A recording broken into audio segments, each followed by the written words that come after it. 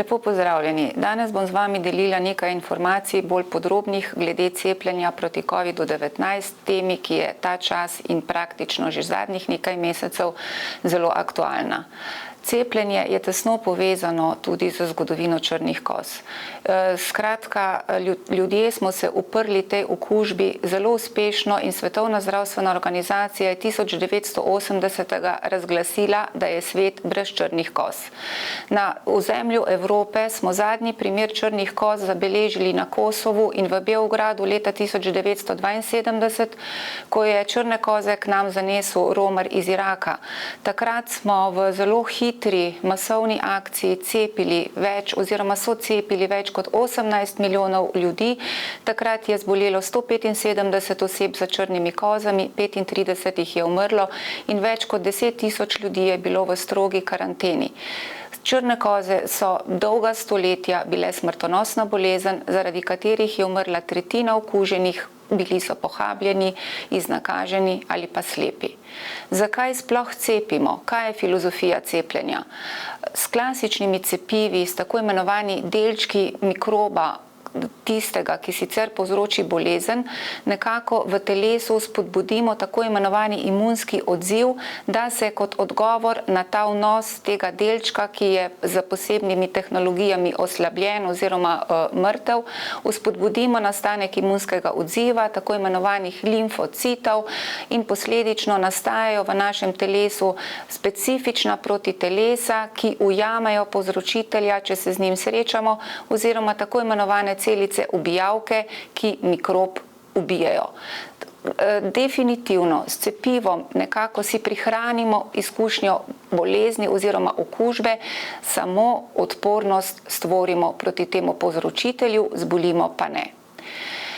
V tem času oziroma že nekaj mesecev, 27. decembra bo eno leto, odkar smo v Sloveniji pričeli cepiti proti COVID-19, se soočamo z vprašanji, kako to, da je bilo cepivo tako hitro razvito, kako to, da smo soočeni z tako hitrim razvojem, ko vendarle vemo, da se kandidatna cepiva razvijajo več desetletij, kandidatka pa recimo vsaj 10 let. V času pandemije COVID-19 smo bili soočeni z veliko nalezljivostjo tega virusa, ki je zahteval izreden angažma zdravstvene službe, potrebo po bolnišničnem zdravljenju kar za petino bolnikov in ves svet se je znašel v izredni socialni, družbeni, ekonomski krizi. Zato se je nekako ves svet združil v prizadevanju, tako finančno kot seveda tudi znanstveno, da so pristopili k razvoju cepiv in tudi države so same prevzela vsa tveganja v povezavi s financami, če razvoj ne bi bil uspešen. So pa vse faze v razvoju tega cepiva oziroma cepiv, ki jih danes poznamo, šle čez vse obvezne kontrolne mehanizme, nič ni bilo spregledanega. Trenutno v Evropski uniji in tudi v Sloveniji imamo 4 vrste cepiv proti COVID-19. Dve iz skupine tako imenovanih mRNK cepiv, ki temeljijo na tako imenovani informacijski ribonukleinski kislini. To je cepivo z imenom Comirnaty, ki ga proizvaja podjetja Pfizer-BioNTech, in cepivo Spikevax, ki ga proizvaja podjetje Moderna. Potem imamo pa 2 cepivi iz skupine tako imenovanih vektorskih cepiv, cepivo Vaxzeuria, ki ga proizvaja AstraZeneca, in cepivo Janssen, ki ga proizvaja podjetje Johnson & Johnson. Kaj je skupno vsem tem cepivom? Skupno je, da v telesu omogočijo, spodbudijo nastanek beljakovine konice S, to je tiste beljakovine, ki rečemo strokovno antigen, ki potem omogoči, da v našem telesu nastane specifična obramba v smislu proizvodnje protiteles in celic ubijavk proti novemu koronavirusu. Kaj je to mRNK? Informacijska mRNK posreduje navodila celicam, da izdelajo beljakovine po nekem receptu.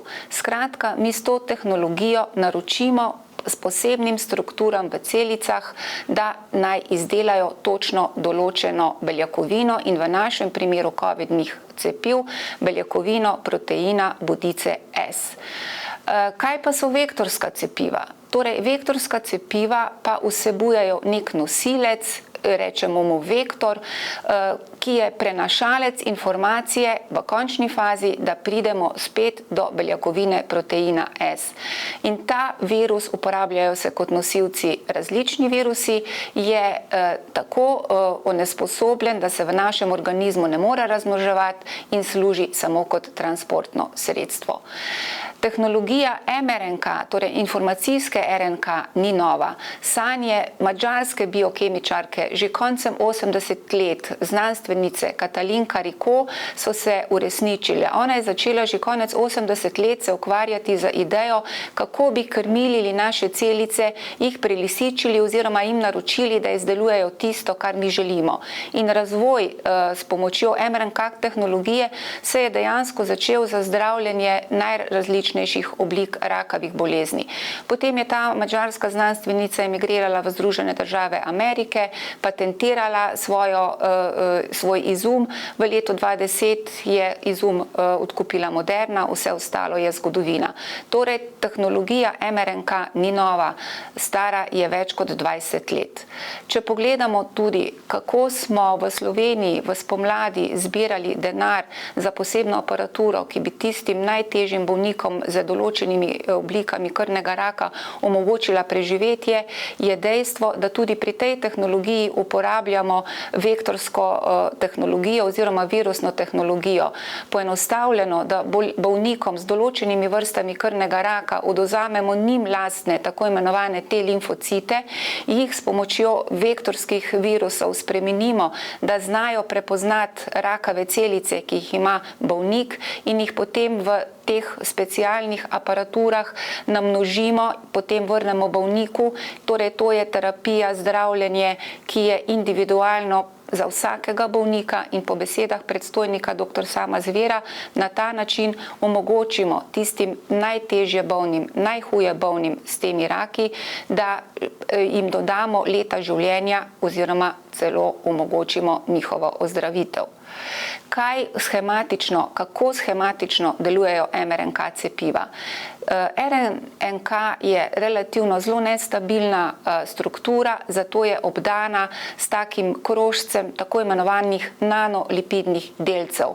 Ko mi vbrizgamo cepivo v mišico nadlahti, se ta maščobni delček združi z našo celično membrano, pride do tega, da v celico vstopi informacijska RNK, na posebnih strukturah, ki jim rečemo ribosomi, se po njenem navodilu stvori beljakovina proteine S, pride potem do sprostitve te beljakovine, ki nastopa kot tujek, kot tako imenovani antigen, vzpodbudi naš imunski sistem, da začne tvoriti protitelesa, da se tvorijo kot odgovor na cepljenje tako imenovane spominske celice in tudi celice ubijavke, ki so pripravljene, če pridemo v stik z novim koronavirusom, virus ubiti.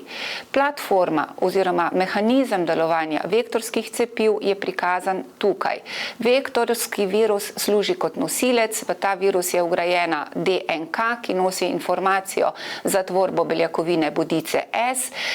Tukaj DNK vstopi v celično jedro, se prepiše preko posebnih mehanizmov v informacijsko RNK, postopek potem je enak kot pri platformi mRNK cepiv, pride do tvorbe posebne te beljakovine, do sproščanja v medceličnino in do aktivacije našega obrambnega sistema. Platforma oziroma namen cepljenja, s katerim od covidnih cepiv, je seveda preprečiti okužbo in pa seveda najtežji oziroma težak potek bolezni. In to zagotavljajo vsa 4 cepiva, ki jih uporabljamo v Sloveniji. Torej omogočijo zaščito pred težjim potekom COVID-19, ki zahteva bolnišnično zdravljenje.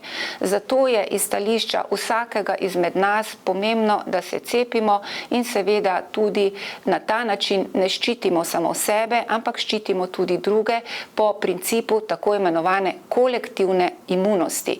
Kaj je sploh kolektivna imunost, kolektivna odpornost? O tej govorimo, ko je veliko ljudi zaščitenih recimo s cepljenjem v določenem kolektivu. Če je veliko ljudi imunih na povzročitelja, se povzročitelj ne more prenašati, bolezen izveni. In v aktualnem času, ko v Sloveniji prevladuje delta različica, ki je zelo nalezljiva, je ta princip kolektivne imunosti pomemben. Na ta način ščitimo tudi tiste najbolj ranljive med nami, ki bodisi na primer so po presaditvi kostnega mozga, zato ne morejo biti takoj cepljeni, ali so zelo oslabljeni zaradi bolezni, ki jih imajo, ali so mogoče sploh premladi, pa so težki bolniki, da bi se lahko cepili, torej da jih varuje skupnost. Povedati je tudi potrebno, da prototip nalezljivosti delta različice je enak kot velja za nalezljivost noric. Vemo, da praktično vsakdo v svojem življenju norice preboli. Dejstvo, kar se tiče varnosti, je, da nobeno zdravilo, poudarjam pa, da tudi cepivo je zdravilo, ni 100% varno. V Sloveniji imamo tudi svoj regulatorni mehanizem, Agencijo za spremljanje kakovosti nadzora, s kratico rečemo JAZMP, ki spremlja varnost zdravil, ki so v uporabi in seveda tudi vse morebitne dogodke, ki sledijo po uporabi določenih zdravil. Na evropskem nivoju pa je to Evropska agencija za zdravila, s kratico EMA. Definitivno takrat, ko so kandidatna cepiva v predregistracijskih postopkih, v tako imenovani fazi kliničnih raziskav, ki se preizkušajo na več 10 tisoč oseb, ne moramo vnaprej ugotoviti, napovedati vsega, kar lahko sledi cepljenju. In zato mi rečemo, da se varnostni profil dopolnjuje in seveda se pridobivajo nove informacije, ko je cepljeno več 100 milijonov, več milijard ljudi. Na ta način smo tudi ugotovili, da je z cepljenjem, da so lahko povezane tako imenovani krvni strdki, temu rečemo tromboze, v kombinaciji z nizkim številom krvnih ploščic, da lahko cepljenju sledi tako imenovani sindrom kapilarnega prepuščanja ali pa tudi vnetje srčne mišice oziroma osrčnika. Govorimo o teh tveganjih v statistiki približno 1 na 100 tisoč cepljenih do 1 na 500 tisoč cepljenih. Seveda, če kdo od posameznikov, ki so se cepili, utrpi ta neželjen učinek, je za tistega in za njegovo družino to 100%, kajti v statistiki smo vsi samo številke, ampak nekomu smo lahko v svet. Če pogledamo, kaj so neželeni učinki lahko tudi po zdravilih, ki jih ljudje pogosto jemljemo, tukaj prikazujemo v bistvu diapazon možnih neželenih učinkov v različnih pogostnostih, od 1 na 1000 do 1 na 10 tisoč, po recimo lekadolu, ki je najbolj uporabljen analgetik oziroma sredstvo za zniževanje vročine v Sloveniji. Vidimo, da lahko utrpimo hude težave, bodisi dihalnih poti, sečil, da lahko v kombinaciji z različnimi zdravili pride do zastrupitve in seveda, če pojemo preveč tega, tudi do smrti. Zato v Sloveniji namenjamo vso skrb in pozornost ozaveščanju ljudi, da so pozorni na morebitne neželene učinke po cepljenju proti COVID-19. Vsaka oseba, ki je v Sloveniji cepljena, dobi informacijo, na kaj naj bo pozorna. V uvodu so opisane težave, ki so pričakovane, splošne, lokalne in izvenijo v dnevu, dveh, v smislu glavobola, bolečine na mestu cepljenja, slabega počutja, vročine. Potem pa namenjamo pozornost tem redkim, resnim, neželenim učinkom, ki se pojavijo v nekaj dneh do 4 tednov po cepljenju, v smislu tromboz na nenavadnih mestih, v glavi, v trebuhu, kakšni so znaki, ki lahko to spremljajo v kombinaciji z nizkim številom trombocitov, utrujenost, glavobol, zasoplost, motnje vida, slabost, bruhanje. Prosimo ljudi, da če opazijo te težave, naj kontaktirajo zdravnika podobno, če utrpijo tako imenovani zelo redek sindrom kapilarnega prepuščanja, če pride do nenadnega otekanja udov, če pride do nizkega tlaka, če so ljudje omotični in se jim nenadoma zelo poveča telesna teža, ali pa če pride, predvsem je ta zaplet pogostejši pri mlajših moških, do vnetja srčne mišice osrčnika, kar se kaže s težavami pri dihanju, zasoplostjo, da kontaktirajo svojega zdravnika. Neželen dogodek po cepljenju je vsak po definiciji neugoden medicinski pojav, ki sledi cepljenju in ni nujno v vzročni povezavi. Ločimo tako imenovane tiste pričakovane, že znane neželene učinke, dogodke, oziroma spremljamo tudi vse dogodke, ki lahko sledijo cepljenju in niso nujno v vzročni povezavi, ampak govorimo o tako imenovani časovni koincidenci. Kaj je to resni neželen učinek? Resni neželeni oziroma dogodek, resni neželeni dogodki so tisti, ki zahtevajo bolnišnično zdravljenje oziroma podaljšanje bolnišničnega zdravljenja. Če pride do takega življenje ogrožajočega stanja, če pride do trajne hibe, če pride do prirojene okvare, če pride do pomembnega poslabšanja zdravstvenega stanja in seveda, če po cepljenju pride do smrti. Kakšen sistem imamo v Sloveniji za obravnavo teh resnih neželenih dogodkov? Vse dogodke, ki so prijavljeni v naš sistem, obravnava komisija, ki je sestavljena iz zdravnikov različnih specialnosti, torej iz zdravnikov specialistov različnih strok. Pregleda se z vso skrbnostjo vsa anamneza oziroma opisi zdravstvenega stanja te osebe, seveda, ki so bili tudi pred cepljenjem. Dogodek v časovni povezavi oziroma v kakršnikoli povezavi, kako je prišlo opis tega dogodka in seveda potem se na osnovi preučene vse te dokumentacije in na osnovi spoznanj iz literature poda mnenje, skupno mnenje te komisije o vzročni ali pa o nevzročni povezanosti tega resnega neželenega dogodka s cepljenjem. In za na konec vas vse povabim v poglobljeno pridobivanje informacij za spletne strani cepimose.si, kjer so v različnih teh ikoncah skriti bogati materiali, informacije, ki se dnevno osvežujejo, tako da so realne številke bodisi o cepljenju, o neželenih učinkih, o določenih temah, ki vas še posebej zanimajo, o tem, kaj je to digitalno zeleno potrdilo, v bistvu vsa vprašanja iz tega področja in vabim vas, da spletno stran obiščete.